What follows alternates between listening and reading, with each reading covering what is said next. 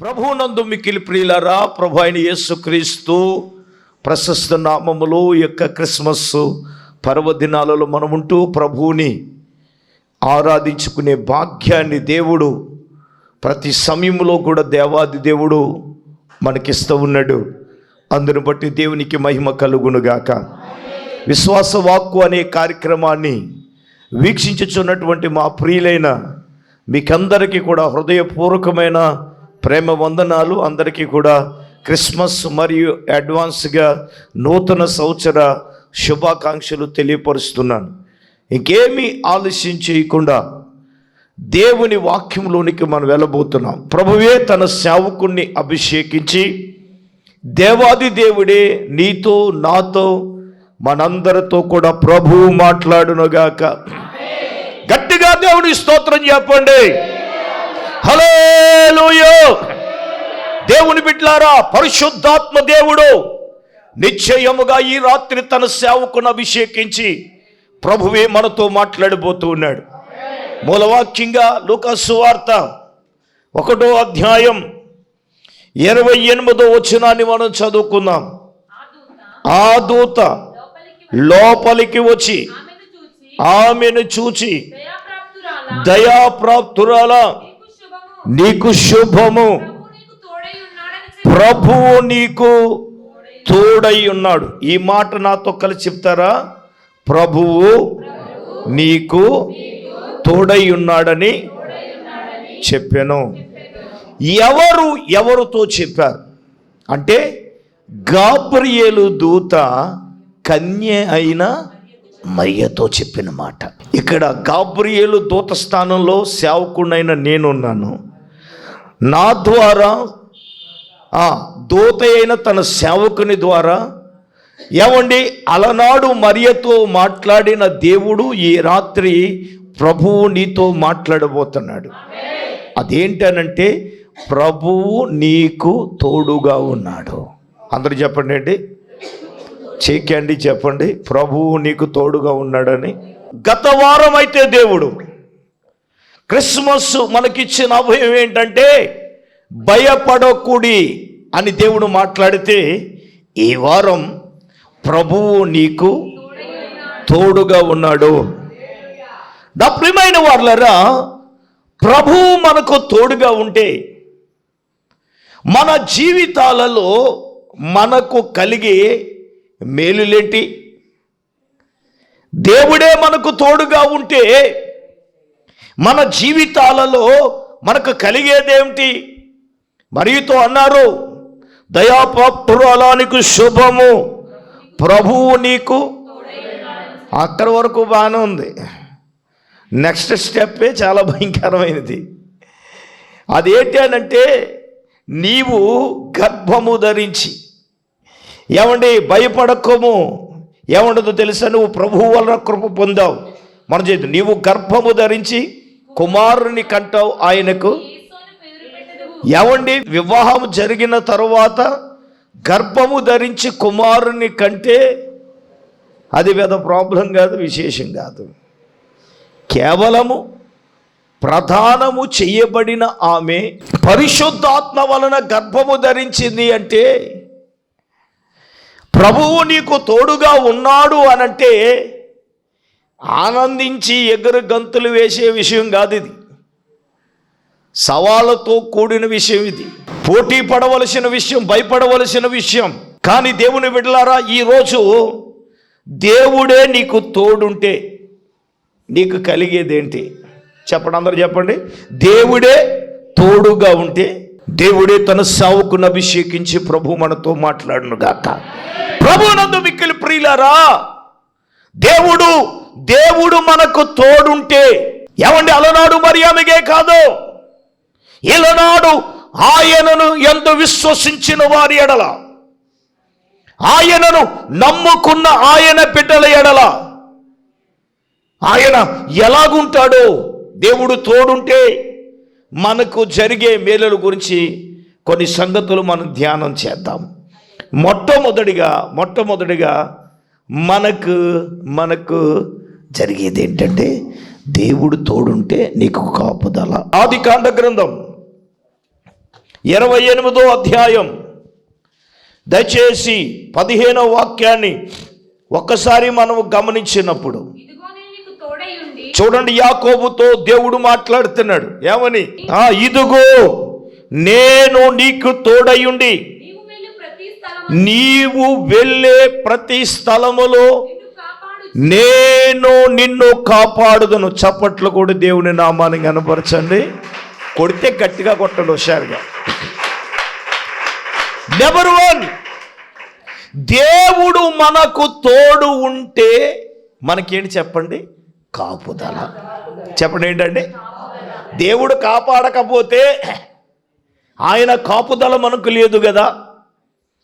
యాకోబుతో దేవుడు చెప్తున్నాడు, యాకోబు ఇదిగో నేను నీకు తోడుగా ఉన్నాను, కాబట్టి నీవు వెళ్ళే ప్రతి స్థలములో కూడా ఏంటి?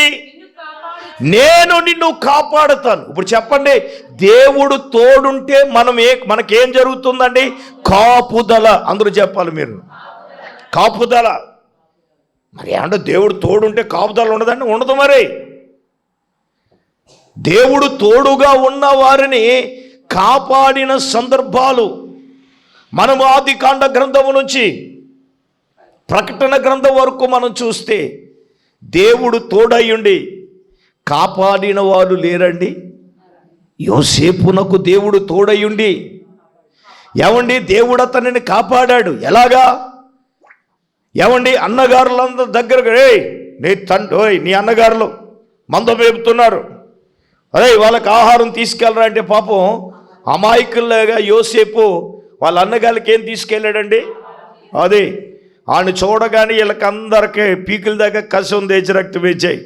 ఈడెప్పుడు ఒంటరిగా దొరుకుతాడా, ఈయన వేసేద్దామని అన్నగారులందరూ ప్లాన్ వేస్తూ ఉంటారు. అవును, మనతో ఉన్నవాడు ఒంటరిగా ఎప్పుడు దొరుకుతాడా, ఈయన ఎలాగ వేసేద్దాం, ఎలాగ కొట్టేద్దాం, ఎలాగ దోసేద్దాం, ఎలాగ బాధేద్దాం, ఎలాగ నింద వేద్దాం, ఎలాగ అవమానం వేద్దాం.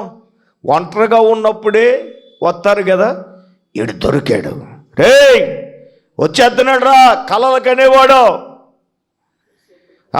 తండ్రిని ప్రేమించేవాడు. యాకోబు అన్నగారులందరికంటే ఎవరు ప్రేమించాడు? ప్రేమించి విచిత్రమైన అంగే కుట్టించాడు. మరి ఏమంటే అక్కడ 12 మంది ఉంటూ ఒకడు కుట్టు ఉన్నవన్నదని అమాయకంగా వదిలేస్తే ఎలాగుంటుంది? ఇప్పుడు క్రిస్మస్ వచ్చిందండి, 2 కొడుకులు ఉన్నారు, చిన్నోడుకొని పెద్దోడు వదిలేస్తే ఎలాగుంటుంది?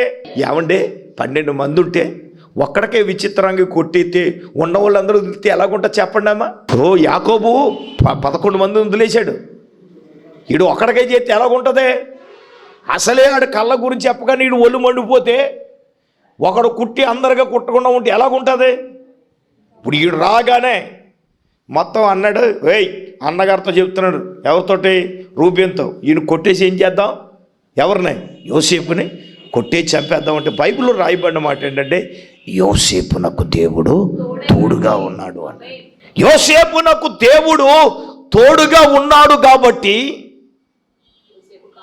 యోసేపును దేవుడు ఏమండి ఆ కొట్టేసి చంపేద్దామన్న అపాయము నుంచి దేవుడే కాపాడాడు కదా.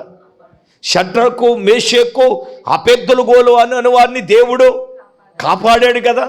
అంత ఎందుకు, మరియమ్మను కూడా ఏమండి ఆమె పరిశుద్ధాత్మ వలన గర్భము ధరించినా కానీ దేవుడే ఆమెను ఏం చేశాడు సార్ అంటే మరియమ్మను దేవుడు కాపాడాడు. దేవునికి స్తోత్రం, హల్లెలూయా. ఎలాగా? ఆమె గర్భము ధరించిందని యోసేపు గారు వదిలేద్దాం అనుకున్నాడు సార్. వదిలేద్దాం అనుకుంటే దేవుడు తోడుగా ఉన్నాడు కాబట్టి యోసేపుతో మాట్లాడాడు. దావీదు కుమారుడు యోసేపు నీతిమంతుడై ఉండి అవమానపరచనొల్లక ఆమె రహస్యంగా దేవుడు మాట్లాడాడు గత వారం. మళ్ళీ నేను జ్ఞాపకం చేయట్లా. నేనేమంటానంటే ఆమె మీదకు ఒక నింద రాకుండా, ఎవరు ఆమెకి ఏ విధమైన హాని చేయకుండా ప్రభువు తోడుగా ఉన్నాడు కాబట్టి మరియ గర్భము ధరించి కాపాడబడి యేసయ్యకు జననం ఇచ్చింది. ఇప్పుడు యాకోబుతో దేవుడు మాట్లాడుతున్నాడండి, ఇదిగో నీకు దేవుడు నీకు తోడుగా ఉన్నాను, ఇదిగో నువ్వు వెళ్ళు ప్రతి స్థానంలో నేను కాపాడుతాను. చెప్పండి, దేవుడు తోడుగా ఉంటే నీవు వెళ్ళే ప్రతి స్థలంలో దేవుడు నిన్ను కాపాడుతాడు. ఇది మొట్టమొదటిగా. రెండవదిగా మనం చూస్తే రెండవదిగా మనం చూస్తే 2వ దినవృత్తాంతాల గ్రంథం 19వ అధ్యాయం. అలనాడు యెహోషువపాతుతో దేవుడు మాట్లాడిన సందర్భం అది. 11వ వచనం. యెహోవాకు చెందు మరియు ప్రధాన యాజకుడైన అమర్య యెహోవాకు చెందు సకలమైన విషయములు కనిపెట్టుచు మీ మీద ఉన్నాడు. యోధా సంతత వారికి అధిపతియు కుమారుడను రాజు సకల సంగత విషయములో పైవాడుగా ఉన్నాడు. లేవీయులు మీకు పరిచారకులుగా ఉన్నారు. చూడండి, యెహోషువపాతుతో దేవుడు మాట్లాడిన మాట ఏంటంటే, ధైర్యము వహించండి, మేలు చెయ్యుటకై యెహోవా మీతో కూడా ఉన్నాడు. గట్టిగా చేతులెత్తి స్తోత్రం చెప్పండి. చెప్పండి, ఏం కావాలి? ధైర్యం. అందరు చెప్పండి ఏంటి? ఇప్పుడు ఇక్కడ కూడి ఉన్న మనలో లేనిది ఏంటంటే అదే.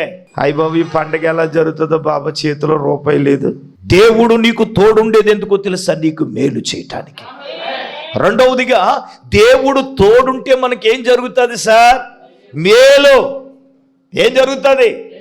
అక్కడ ఉండవలసింది ఏంటంటే ధైర్యం. ధైర్యం లేనాడు పిరుగు పొందలు మాట్లాడుతూ ఉంటాడు. సార్ ఎక్కడుంటా సార్ మీరు ఎన్నని చెప్తారు, నాకు అంత ధైర్యం లేదు, నాకేమో భర్త మాట్లాడు, పని చేయడు, వ్యాపారం ఏమో లాస్లో ఉంది, ఏం చేసినేమో ఫలించట్లేదు, ఏం చేసినా ఏమి లేదు సార్, దేవునికి చేయాలని చాలా ఉంది కానీ చేసే ఇదే లేదు, అంత ధైర్యం నాకు లేదు సార్.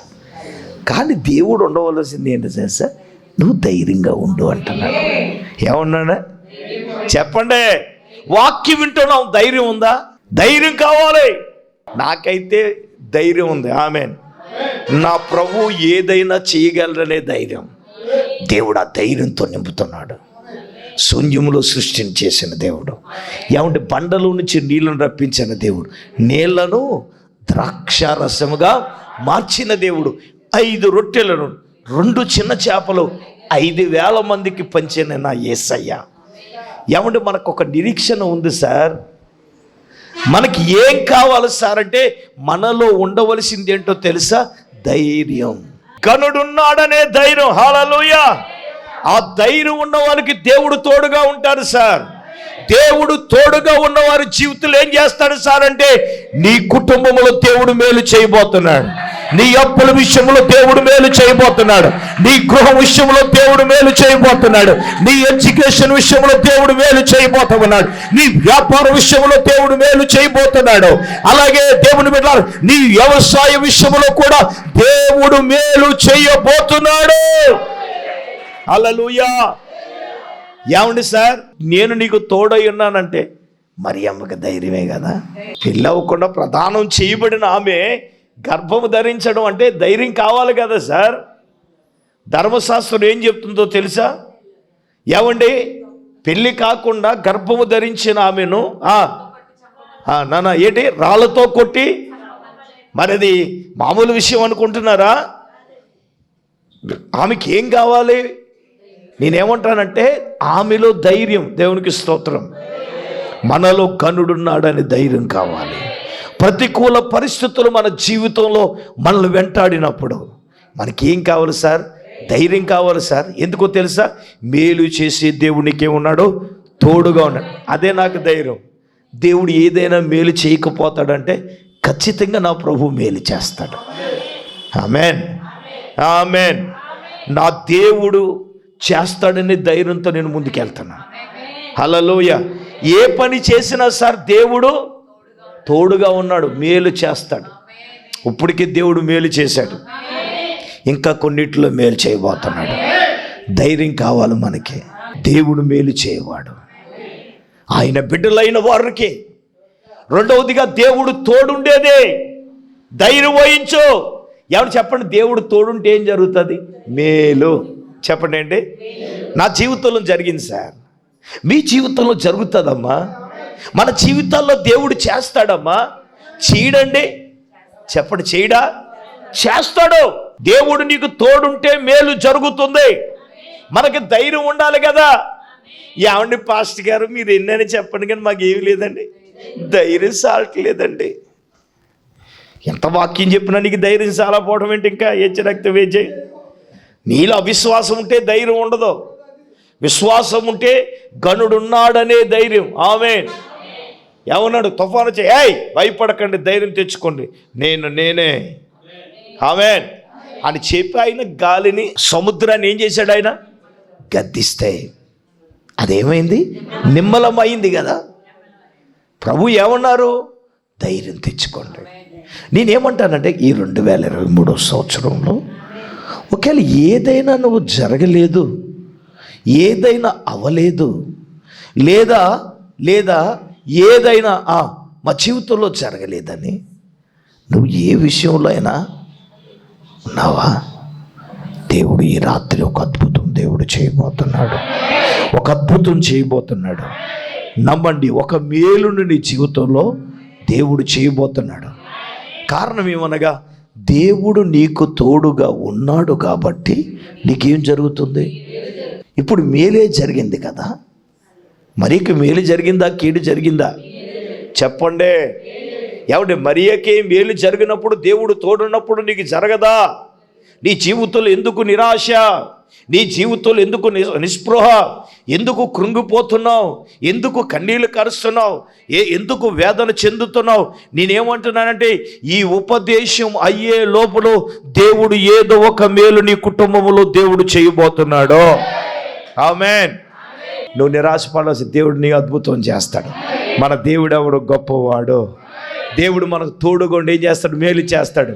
నా కుమార్తె లేదని నువ్వు అధైర్యపడొద్దు, కొత్త బట్టలు లేవని అధైర్యపడొద్దు. దేవుడు ధైర్యపరుస్తున్నాడు. ఆమేన్. దేవుడు మేలు చేయటానికి దేవుడు నీతో కూడా ఉన్నాడు. ఇదేంటి? రెండవది. మూడవదిగా దేవుని బిడ్డలారా, ఆదికాండ గ్రంథము 39వ అధ్యాయం యోసేపును గురించి మనం ధ్యానం చేసినప్పుడు 2-3 వచనాలు చదువుదాం. యెహోవా యోసేపునకు తోడయుండిన గనక అతడు వర్ధిల్లుచుండెను. యెహోవా అతనికి తోడయుండెను గనక అతను చేసినదంతయు అతని చేతిలో యెహోవా సఫలము చేసినని అతని యజమానుడు చూచాడు. గట్టిగా చేతులెత్తి స్తోత్రం చెప్పండి. మూడవదిగా దేవుని బిడ్డలారా, యెహోవా అంటే దేవుడు మనకు తోడుగా ఉంటే మనము చేసేది ఏదైనా మన చేతిలో యెహోవాయే సఫలము చేస్తాడు. నువ్వు అనుకోవచ్చు, నేను ఏం చేసినా సఫలం అవట్లేదు అనుకుంటున్నావా? ఒకళ్ళు ఉన్నారు, దేవుడు వాళ్ళతో మాట్లాడుతున్నాడు, పరిశుద్ధాత్ముడు. నేను ఏం చేద్దాం అనుకుంటే అది సఫలం అవ్వట్లేదు, విఫలతే కనపడుతుంది. దేవుడు ఈ రాత్రి నీతోనే మాట్లాడుతున్నాడు. ఇదిగో నేను నీకు తోడుగా ఉన్నాను గనుక నీవు చేసేది ఏదైనా సరే నీ చేతిలో నేను సఫలము చేయబోతున్నాను. చప్పట్లు కొట్టండి గట్టిగా. హల్లెలూయా. యోసేపును గురించి మాట్లాడటమే కాదు, ఇది పరిశుద్ధాత్మ దేవునికి తెలుసు కాబట్టి వాస్తవంగా నేను చెప్తాను. ఒక కోణంలో నేను చెప్తాం అనుకుంటే పరిశుద్ధాత్మ దేవుడు ఇంకొక కోణంలో దేవుడు మాట్లాడిస్తున్నాడు. హల్లెలూయా.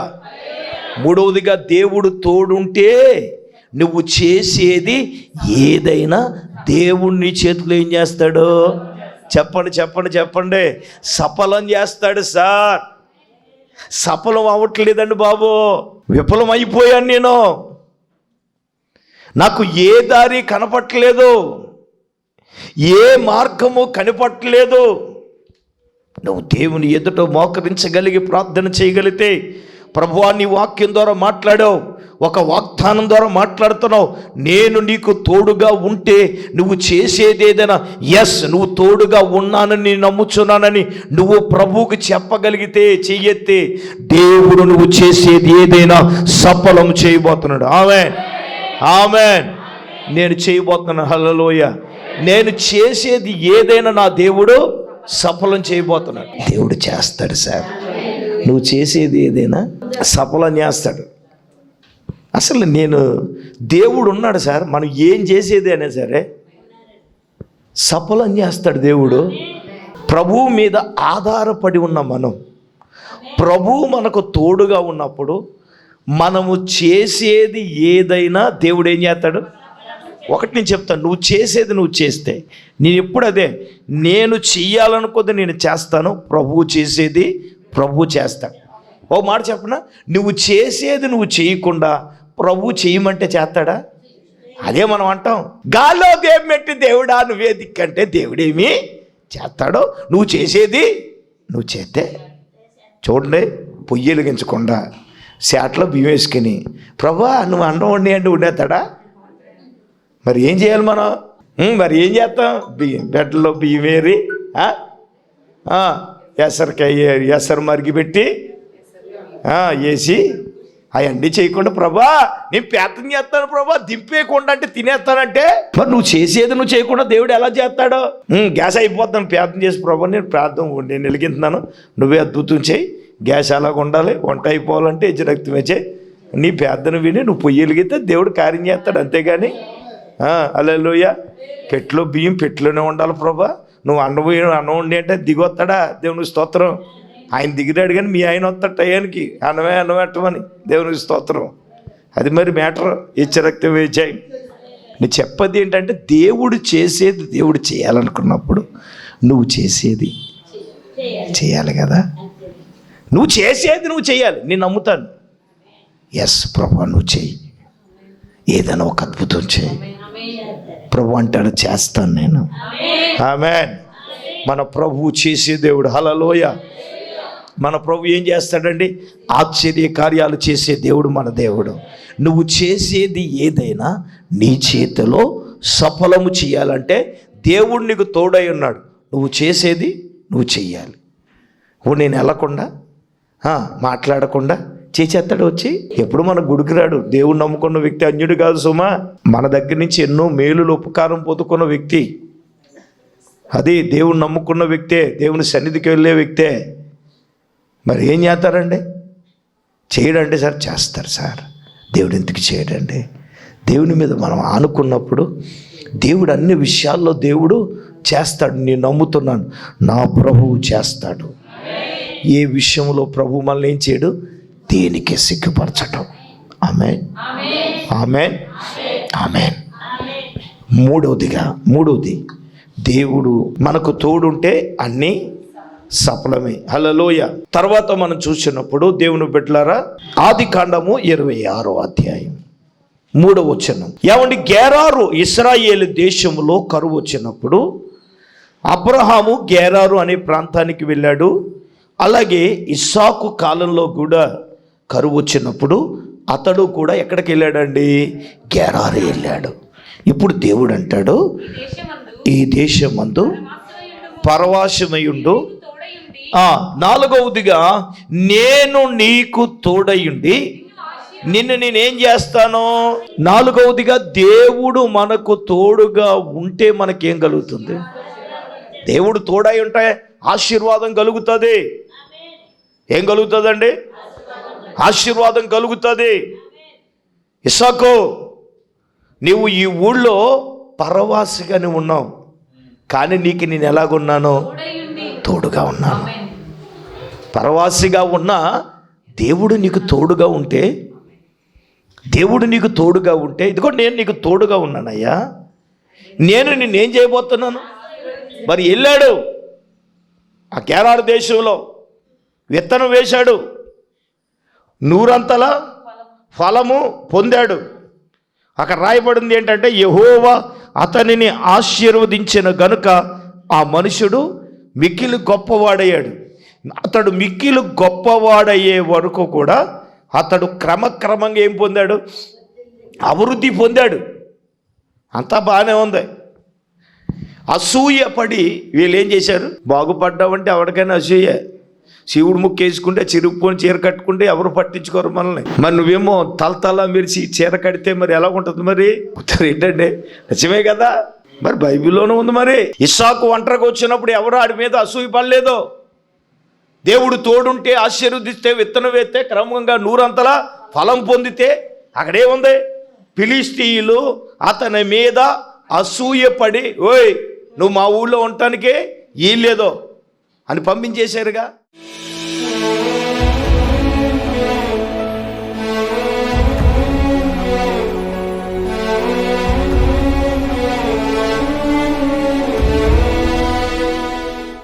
స్తోత్రం స్తోత్రం స్తోత్రం స్తోత్రం స్తోత్రం. పరిశుద్ధుడు తండ్రి, మహోన్నతుడా, నీకు వందనాలు నాయన. ఈ రాత్రికాల సమయంలో ఉపవాస కూడికలో నాయన నీ దాసులను అభిషేకించి ప్రభా, ఇంతవరకు నీ వాక్యము ద్వారా మీరు మా అందరితో మాట్లాడినందులకు వందనాలు ప్రభా.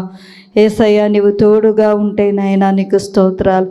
మాకు కలిగే 7 ఆశీర్వాదాలు ప్రభా నాయనా. నా తండ్రి నీకు స్తోత్రములు. ఈ లోకంలో ఎవడు విడిచిపెట్టినా అయ్యా, నీ విడిచిపెట్టే దేవుడు కాదు ప్రభా. నీవు తోడుగా ఉంటున్నావు కాబట్టే నాయనా, నీ వెళ్ళే ప్రతి స్థలమందు నిన్ను కాపాడుతానని నాయనా నీకు స్తోత్రాలు. యాకోబుకి ప్రభా అయ్యా తోడయుండి నైనా వాగ్దానం ఇచ్చావు తండ్రి, నీకు వందనాలు అయ్యా. నాయన నీవు కాపాడే దేవుడు ప్రభా, నీకు స్తోత్రాలు. నీవు మేలు చేసే దేవుడు నాయన అయ్యా. నా తండ్రి నీకు స్తోత్రం. నీవు తోడుగా ఉండి అయ్యా చేసే ప్రతి ఒక్క పనిని సఫలం చేసే దేవుడు అయి ఉన్నావు నాయన అయ్యా. నా తండ్రి నీవు తోడుగా ఉంటే ప్రభా నీకు స్తోత్రాలు నాయన. ఎన్నో ఆశీర్వాదాలు నాయన అయ్యా. నా తండ్రి నీకు స్తోత్రాలు. సమాధానం ఇచ్చే దేవుడు నాయన అయ్యా. నాయన నీకు స్తోత్రాలు. నీవు తోడుగా ఉంటే ఏది తక్కువ చేయవు ప్రభా అయ్యా. నీవు తోడుగా ఉంటే ఆశీర్వాదం ఇచ్చే దేవుడు అయి ఉన్నావు నాయన అయ్యా. నాయన ఇస్సాకుని ఆశీర్వదించిన దేవా, యాకోబుకు తోడుగా ఉన్న దేవా అయ్యా. నాయన నీకు స్తోత్రాలు తండ్రి. యోసేపుకు తోడైన దేవా నీకు స్తోత్రాలు నాయన. నా తండ్రి నాయన బైబిల్ గ్రంథంలో అనేక మంది భక్తులకు ప్రభా నీవు తోడైండి ఎన్నో కార్యాలు చేసావు ప్రభా అయ్యా. నీవు తోడుగా ఉంటే కార్యములు చేసే దేవుడు నాయన. అన్యజనులు విశ్వసించున్నట్లుగా తండ్రి అద్భుతాలు జరిగించే దేవుడు ప్రభా, నీకు వందనాలు యేసయ్యా. ఈ రాత్రికాల సమయంలో కూడి వచ్చిన ప్రతి ఒక్క సహోదరిని జ్ఞాపకం చేసుకో తండ్రి. ఈ రాత్రి విత్తబండి మాటలు ప్రతి ఒక్క బిడ్డ హృదయం నీరు కట్టి ఫలింపచే తండ్రి, నీకు వందనాలు అయ్యా. నువ్వు మాకు తోడుగా ఉన్నావన్న విషయాన్ని మేము మరిచిపోకుండా తండ్రి అయ్యా. నాయన నీ కార్యములను మేము పొందుకోవటానికి సహాయము దయచేయండి అయ్యా. నీవు తోడుగా ఉన్నావన్న ధైర్యాన్ని మీరు మాకు అనుగ్రహించండి తండ్రి యేసయ్యా. నీకు వందనాలు ప్రభా, స్తోత్రాలు. కూడి వచ్చిన ప్రతి ఒక్క బిడ్డని పేరు పేరున దయతో జ్ఞాపకం చేసుకోనండి. నీ సేవకును కూడా ఇంకా బలపరిచి నీ ఘనమైన పరిచర్యలో వాడుకు మీరే మహిమ పొందమని యేసయ్య పరిశుద్ధ నామములో ప్రార్థన చేసి అడిగి వేడుకొనుచున్నాం మా పరమ తండ్రి. ఆమేన్ ఆమేన్. మన పరమ తండ్రి అయిన దేవుని ప్రేమ, మన ప్రభువును రక్షకుడైన యేసుక్రీస్తు ప్రభుల వారి యొక్క దివ్యమైన కృప, పరిశుద్ధాత్మ దేవుని యొక్క అన్యోన్య సహవాసం ప్రభు బిడ్డలారా ఇక్కడ కూడినలకు వాక్యమైన బిడ్డలకు ఇప్పుడు ఎల్లప్పుడు ప్రభుత్వపంతలప్పుడు సదాకాలం తోడైనుగాక. ఆమేన్ ఆమేన్ ఆమేన్. యేసు రక్తమే చేయం, ప్రభు యేసు రక్తమే చేయం, ప్రభు యేసు నామానికి సంపూర్ణ విజయం, అపవాది కీలకు అనంత నాశనం కలుగుగాక. ఆమేన్ ఆమేన్ ఆమేన్ ఆమేన్. అందరికీ వందనాలు.